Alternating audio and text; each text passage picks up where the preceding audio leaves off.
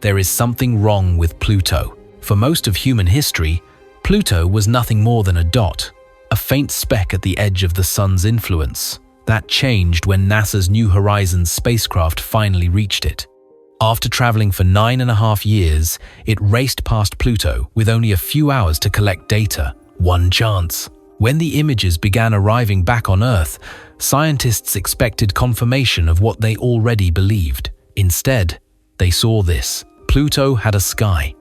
A thin halo wrapped around the planet, glowing blue. The same blue you see when you look up from Earth on a clear afternoon. This should not be possible. Pluto is a frozen world. Its atmosphere is barely there at all. And yet, it was bending sunlight in a way scientists recognized immediately. Because NASA had just discovered something on Pluto that no one had ever predicted. The answer lies in a word most people have never heard: tholins. Tholins are organic molecules, formed when ultraviolet light breaks apart simpler gases and forces them to recombine into increasingly complex chains. The name comes from the Greek word for muddy or murky, which is fitting because tholins are essentially cosmic soot. On Pluto, the process begins high in the atmosphere. Sunlight strikes molecules of nitrogen and methane. The ultraviolet radiation is strong enough to ionize them, splitting them into charged particles. These ions then collide, react, and bond into progressively longer molecular chains. First, simple pairs, then triplets, then chains dozens of atoms long. Eventually, these chains become so large and complex that they behave less like gases and more like tiny particles. They're still incredibly small, but large enough to scatter light differently than simple molecules. And here's the strange part. The tholins themselves are likely gray or red, but they scatter blue light. Carly Howitt, a researcher on the New Horizons science team, explained it this way. That striking blue tint tells us about the size and composition of the haze particles. A blue sky often results from scattering of sunlight by very small particles. The key word is size. On Earth, nitrogen molecules are so small they scatter blue light almost perfectly. On Pluto, the tholin particles are larger, but still small enough to preferentially scatter blue wavelengths over red ones. So even though the particles themselves are dark, the light that reaches our cameras is blue. This same process happens on Titan, Saturn's largest moon. Titan also has a thick atmosphere of nitrogen and methane. Ultraviolet sunlight also triggers chemical reactions that produce tholins. But Titan's atmosphere is so dense that the tholins never settle. They remain suspended, creating a permanent orange haze that completely obscures the surface. On Pluto, the atmosphere is thinner. The atmospheric pressure at Pluto's surface is about 100,000 times lower than Earth's. That means the tholins don't stay suspended for long.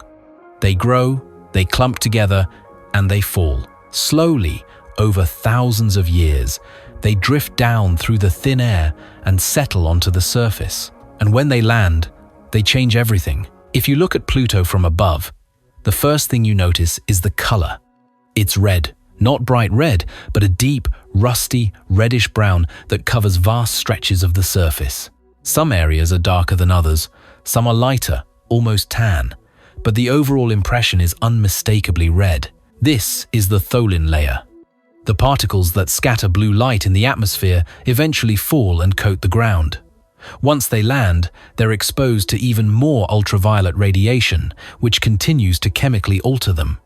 They darken, they redden, they transform into what NASA has described as a reddish gunk. The process is slow, but relentless. Every day, more tholins fall from the sky. Every day, the surface gets a little redder.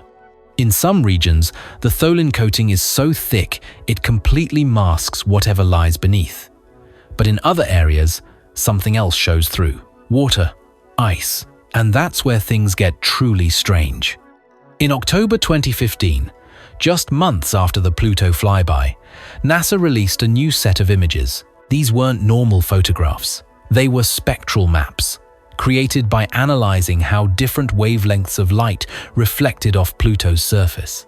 Different materials reflect light differently, so by measuring the spectrum, scientists can identify what's on the ground even from billions of miles away.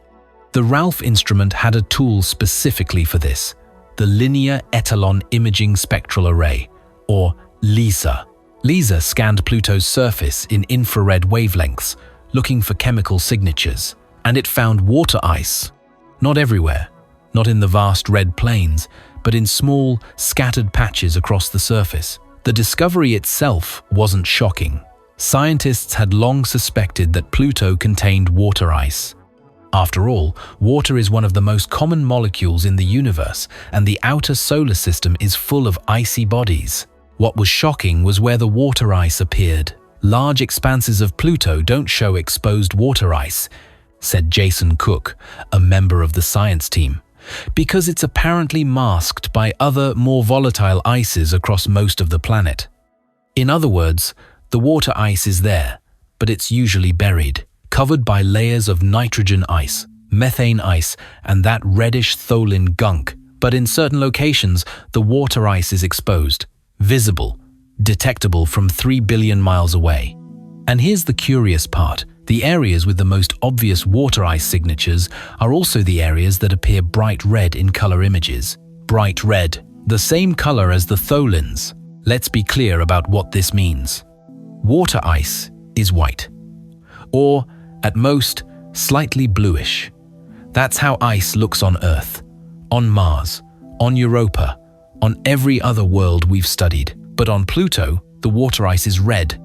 "I'm surprised that this water ice is so red," said Sylvia Protopapa, a science team member from the University of Maryland. "We don't yet understand the relationship between water ice and the reddish tholin colorants on Pluto's surface." Several locations showed strong water ice signatures. One of the strongest was along Virgil Fossa, a long valley just west of Elliott Crater. Another major outcrop occurred in Barre Montes, a mountain range in Pluto's southern hemisphere. Smaller outcrops appeared scattered across the surface, mostly associated with impact craters and valleys between mountains, all of them red. So what's going on? There are a few possibilities. One explanation is that the water ice isn't actually red. Instead, it might be covered by a very thin layer of tholins, thin enough that LISA's infrared sensors can see through it to the water ice below, but thick enough to color the visible light images red. Another possibility is that the tholins are somehow mixed into the ice itself. Maybe they settled onto the surface as snow and then got incorporated into the ice as it froze. Or maybe impacts and geological processes stirred the tholins and water together. A third option is more complex. Maybe the water ice is only exposed in places where tholins are actively accumulating. Think about it this way. Pluto's surface is a battleground between different types of ice. Nitrogen ice is extremely volatile. It sublimates easily, evaporating directly from solid to gas when exposed to even the faint warmth of sunlight. Methane ice is also volatile, though less so. Water ice, by contrast, is stable. At Pluto's temperatures, water ice doesn't sublimate, it doesn't evaporate. It just sits there, frozen, for billions of years. So, in areas where nitrogen and methane ices are present, they'll cover everything. The water ice beneath them stays hidden. But in areas where the volatile ices have sublimated away, the water ice is left exposed. And if those same areas are also places where tholins are falling from the atmosphere, then you'd expect to see exactly what New Horizons saw: exposed water ice coated with reddish tholin particles. The relationship between water ice and the reddish tholin colorants remains one of the central mysteries of Pluto's surface. But it's not the only mystery. Let's zoom out for a moment and look at the bigger picture. Pluto is approximately 2,370 kilometers in diameter. That makes it smaller than Earth's moon, but still substantial enough to have complex geology. The water ice outcrops New Horizons detected weren't random, they clustered in specific regions. Virgil Fossa, for example, is a valley that cuts across one of Pluto's most geologically active regions. The valley itself appears to be a fault line, a place where Pluto's crust has fractured and shifted. And right along that fracture, water ice is exposed.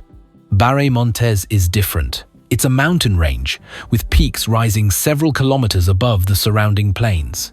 Mountains on Pluto are made of water ice, because water ice is the only material strong enough to support significant topography at these temperatures.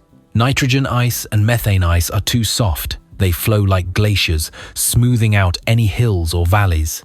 So the fact that water ice is exposed in the mountains makes sense. What doesn't make sense is why it's red. Viking Terra, another region with strong water ice signatures, is located near Pluto's North Pole. It's a rugged, heavily cratered terrain that appears to be some of the oldest surface on the planet. And again, the water ice is red. The pattern suggests something important. Water ice is exposed in places where Pluto's surface has been disturbed. Valleys, mountains, impact craters. These are all locations where the overlying volatile ices have been removed, either by geological activity or by sublimation. And in those exposed areas, tholins are accumulating. The scene showing these water ice regions is approximately 280 miles across. That's roughly the distance from New York City to Washington, D.C. It's a substantial area, but it's still just a tiny fraction of Pluto's total surface. Most of Pluto remains red and mysterious. Now, let's talk about Charon. Charon is Pluto's largest moon. It's 1,212 kilometers in diameter, making it about half the size of Pluto itself. That's an unusually large ratio for a moon. In fact, Pluto and Charon are so close in size that some scientists refer to them as a binary planet system rather than a planet and moon. Charon orbits extremely close to Pluto. Only about 19,500 kilometers separate their surfaces. That's less than twice the diameter of Earth. And Charon is locked in a synchronous orbit, meaning the same side always faces Pluto, just like our moon always shows Earth the same face. When New Horizons flew past, it captured stunning images of Charon's surface, and it found something no one expected. Charon's North Pole is red, incredibly red, darker and redder than anything on Pluto. The feature is so distinctive that the science team gave it an informal name, Mordor Macula. Mordor, after the Dark Land in Tolkien's Lord of the Rings. Macula, a term for a dark spot. The name fits. Mordor Macula is roughly 375 kilometers in diameter. It's centered on Charon's North Pole and extends south to about 45 degrees north latitude.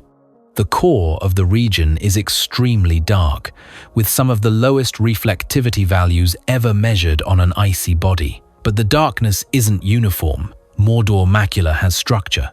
There's a curvilinear ridge called McCaffrey Dorsum that runs between 150 and 0 degrees west longitude, at latitudes between 72 and 77 degrees north. The ridge is 1 to 2 kilometers high and appears to act as a barrier to the dark material. The pole-facing slopes of the ridge are among the darkest surfaces on Charon. The equator-facing slopes are much lighter. There's also a large impact basin called Dorothy that carves into Mordor Macula.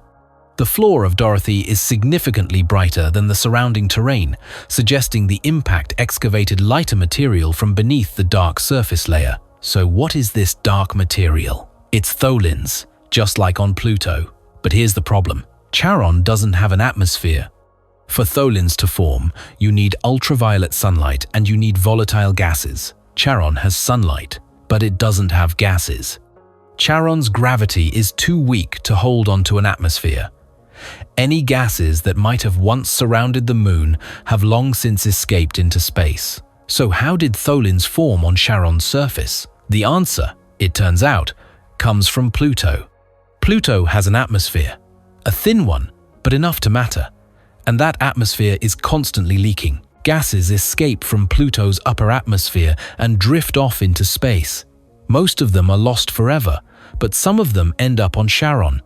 The New Horizons probe detected two types of molecules escaping from Pluto: nitrogen and methane. Nitrogen is more abundant in Pluto's atmosphere, but methane is lighter And because methane is lighter, it escapes about 500 times faster than nitrogen. Charon orbits close enough to Pluto that it intercepts some of this escaping methane. When a methane molecule drifts into Charon's gravity well, it falls toward the surface. What happens next depends on where it lands. If it strikes the daytime side of Charon, the surface is too warm. The methane molecule bounces off and escapes back into space. But if it strikes the nighttime side, especially near the winter pole, the surface is cold enough for the methane to stick. How cold? Less than 30 degrees above absolute zero. At those temperatures, surface molecules vibrate extremely slowly. Collisions are gentle. Methane molecules don't bounce, they freeze in place. This is called cold trapping. Over time, a layer of frozen methane builds up at Charon's poles. And then, the chemistry begins. Here's where things get interesting. For tholins to form, you need ultraviolet sunlight to break apart the methane molecules and force them to recombine into longer chains. But there's a problem. The methane is cold trapped on Charon's night side. Where there's no sunlight, during the long polar winter, Charon's poles can go more than 100 years without seeing the sunday. That's because Pluto's orbit is highly elliptical and its axial tilt is extreme. When it's winter at the North Pole, that hemisphere is tilted away from the Sun for an entire Plutonian year. A Plutonian year lasts 248 Earth years. So how can tholins form in total darkness? For a long time, scientists thought it was impossible. But then they looked more carefully at the data, and they found that even during the polar night, Charon's surface receives ultraviolet light. Not much, but enough. The light comes from scattered sunlight. The Kuiper belt isn't perfectly empty. There's dust out there, tiny particles of rock and ice, left over from the formation of the solar system. This interplanetary dust scatters sunlight in all directions, including onto the night side of planetary bodies. It's faint, incredibly faint, but it's there, and it turns out, it's enough to trigger photochemical reactions. The ultraviolet light strikes the frozen methane on Charon's night side and begins breaking apart the molecules. Carbon atoms link together. Hydrogen atoms are stripped away. Slowly, over decades or centuries, the simple methane molecules transform into longer chains. Once a molecule becomes a chain of 2 or 3 methane units, it's heavy enough to stay bound to the surface, even when the sun finally rises and the temperature increases. And once daytime arrives, normal sunlight can take over, completing the process of forming tholins. The result is Mordor Macula, a cap of dark, reddish-brown organic material covering Charon's North Pole. When New Horizons flew past the Pluto system, it was summer in Charon's northern hemisphere. That meant the North Pole was sunlit and easy to photograph, but the South Pole was in darkness. For most missions, that would be the end of the story. You can't photograph what you can't see. But the New Horizons team had a trick. They used Pluto shine. Just like Earth shine allows us to faintly see the dark side of our moon, Pluto shine illuminates the dark side of Charon. Sunlight reflects off Pluto's relatively bright surface and then strikes Charon, providing just enough light to capture an image. The resolution is poor, much lower than the detailed maps of Charon's northern hemisphere, but it's enough. And it shows that Charon's South Pole has dark red material too, not just one Mordor. 2. The distribution makes sense. If methane from Pluto can cold trap at the North Pole, it can cold trap at the South Pole too. Both poles experience the same extreme winters. Both poles reach the same frigid temperatures. And both poles receive the same faint ultraviolet light from scattered sunlight. So, both poles form tholins. The symmetry is striking, and it confirms the methane transfer hypothesis. But it also raises new questions.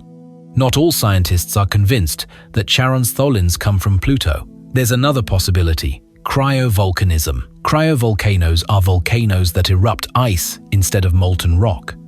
They're found on several moons in the outer solar system, including Enceladus and Triton.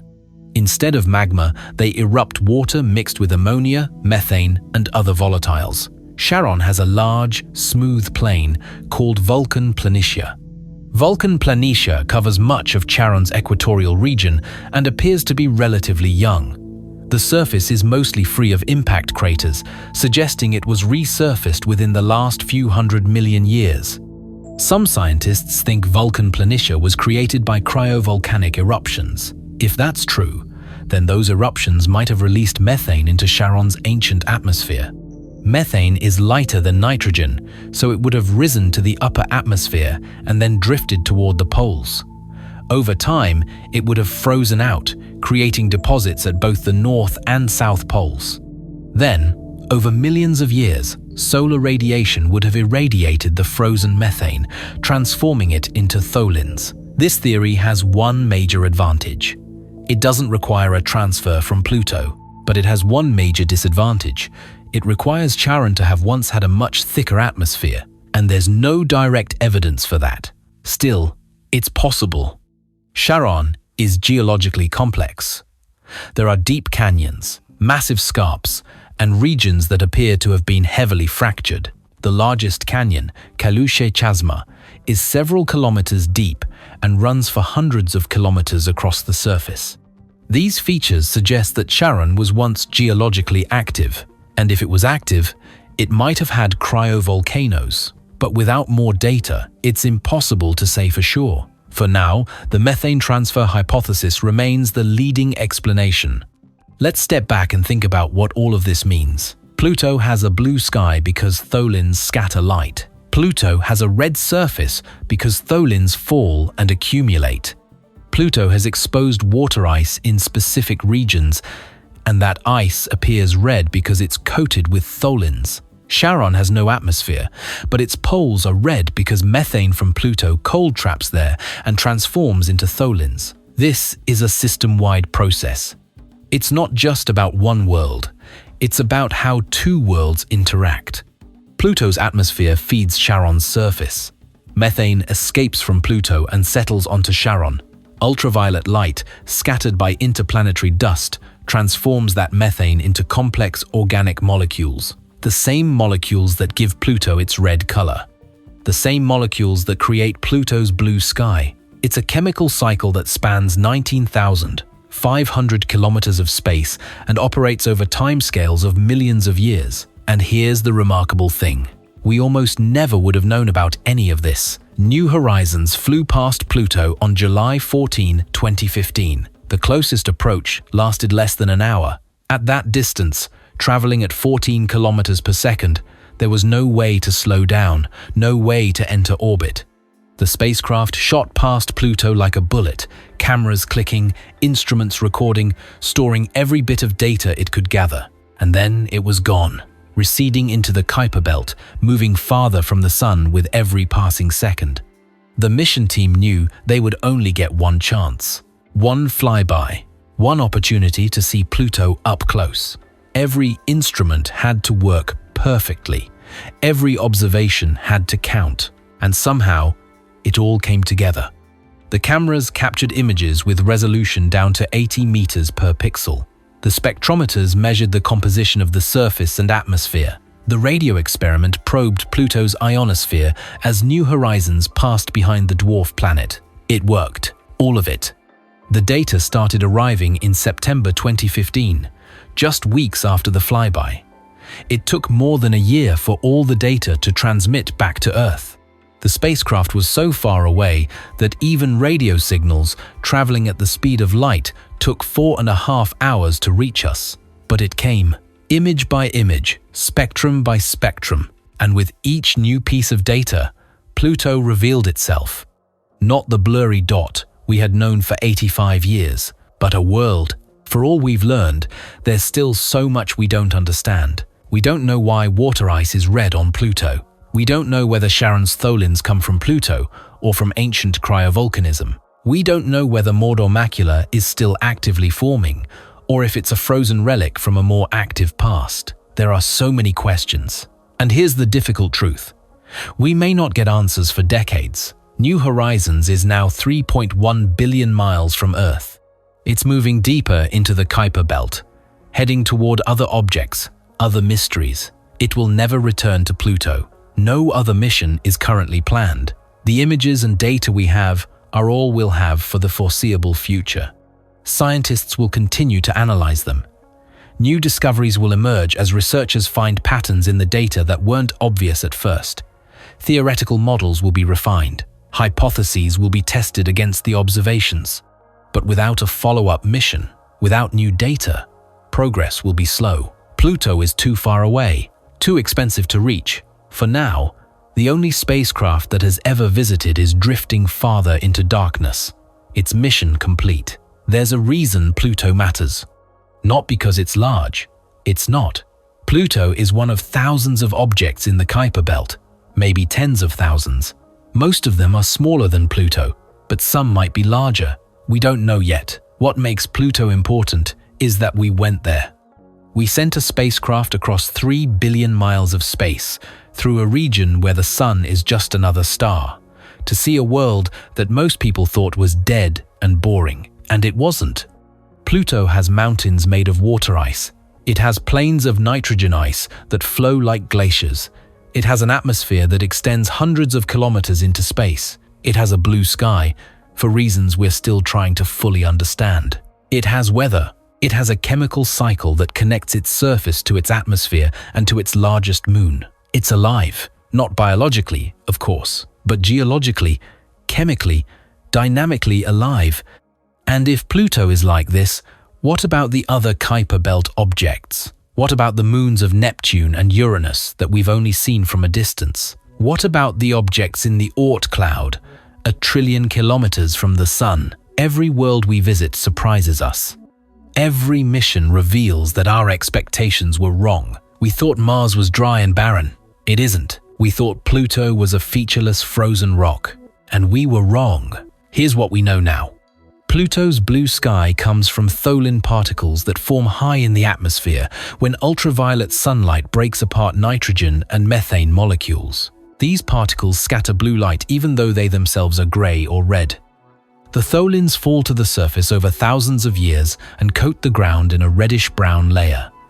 This layer gives Pluto its distinctive color but also obscures the water ice beneath. In certain regions where volatile ices have sublimated away or where geological activity has exposed the surface, water ice becomes visible. These regions appear red because they're coated with a thin layer of tholins. Charon, Pluto's largest moon, has dark red polar caps made of tholins. These tholins likely form from methane that escapes from Pluto and cold traps at Charon's poles. Scattered ultraviolet light, even during the polar night, provides enough energy to transform the frozen methane into complex organic molecules. The entire Pluto-Charon system is engaged in a slow chemical dance, mediated by sunlight, gravity, and the vacuum of space. It's elegant, and it's still not fully understood. There's one more thing worth mentioning. Tholins are organic molecules. Organic doesn't mean biological, it just means they contain carbon and hydrogen. But tholins are interesting to astrobiologists because they're the building blocks of more complex chemistry. On Earth, life is based on carbon. Carbon atoms link together to form long chains and complex structures.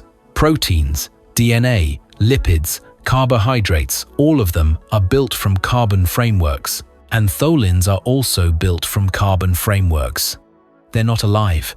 They're not even close to being alive. But they're a step in that direction. On the early Earth, before life existed, ultraviolet sunlight would have triggered similar reactions in the atmosphere. Simple gases like methane and ammonia would have been broken apart and recombined into more complex molecules. Some of those molecules would have rained down into the oceans, where further chemistry could occur. Eventually, that chemistry led to life. We don't know if the same process could happen on Pluto or Charon. Probably not.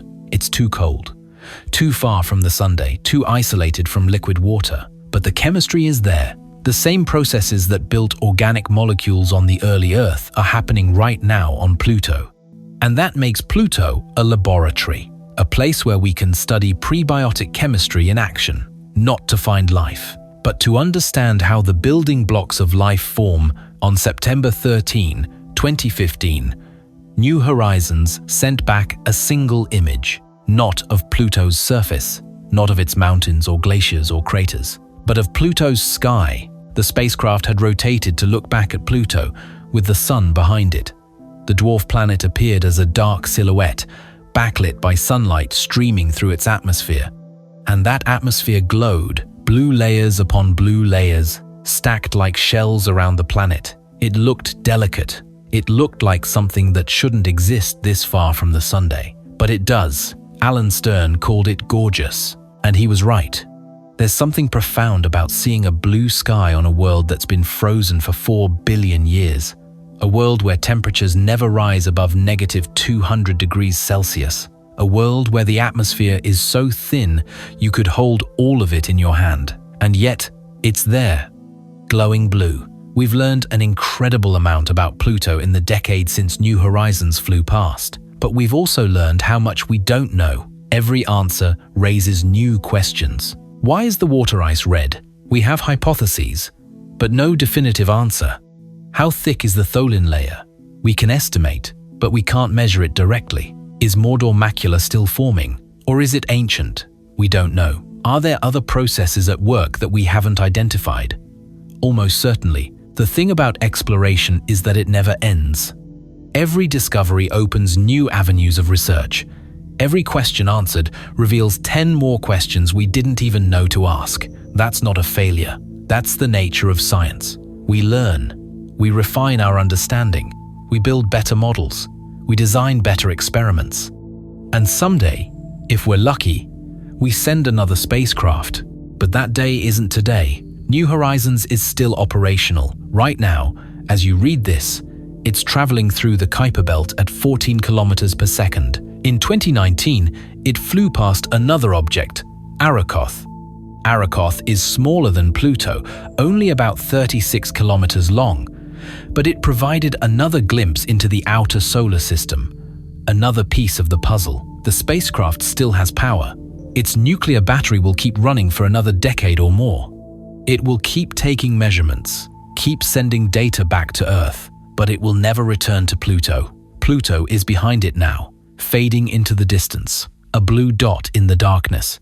And all we have are the images, the spectra, the data stored in hard drives at the Johns Hopkins Applied Physics Laboratory. Scientists will study that data for years, maybe decades. New insights will emerge. New papers will be published. New models will be proposed. But the fundamental mystery will remain. Because the thing about Pluto is that it's stranger than we thought. Its blue sky shouldn't exist. Its red water ice shouldn't exist. Its atmospheric transfer to Charon shouldn't be possible. And yet, all of it is real. All of it is happening. Right now, 3 billion miles from Earth, tholins are falling from Pluto's sky. Right now, methane from Pluto is drifting onto Charon's poles. Right now, scattered ultraviolet light is transforming simple molecules into complex organic chains. The chemistry continues. The cycle persists. And we are just beginning to understand. Here's the final thought. If Pluto is this complex, this active, this surprising, what about the rest of the Kuiper Belt? What about the thousands of other worlds out there, orbiting in the darkness beyond Neptune? We've only visited one out of thousands, and it defied every expectation. What if every other object is equally complex? What if every world in the outer solar system has its own chemistry, its own geology, its own mysteries? We'll never know unless we go. And that's the challenge. Space is vast, missions are expensive, travel times are measured in years or decades, but the rewards are profound. Every time we visit a new world, we learn something fundamental about how planets form, how chemistry works, how the solar system evolved. Pluto taught us about atmospheric chemistry at extreme distances from the Sunday. It taught us about methane transfer between worlds. It taught us about the formation of organic molecules in space. It taught us that even at the edge of darkness, there is color, there is beauty, there is complexity, and there is so much more to discover. For now, all we can do is watch, study the data, build our models, and wait. Wait for the next mission, the next discovery, the next surprise. Because if there's one thing Pluto has taught us, it's this. We don't know what we don't know. and the universe is far stranger than we imagine.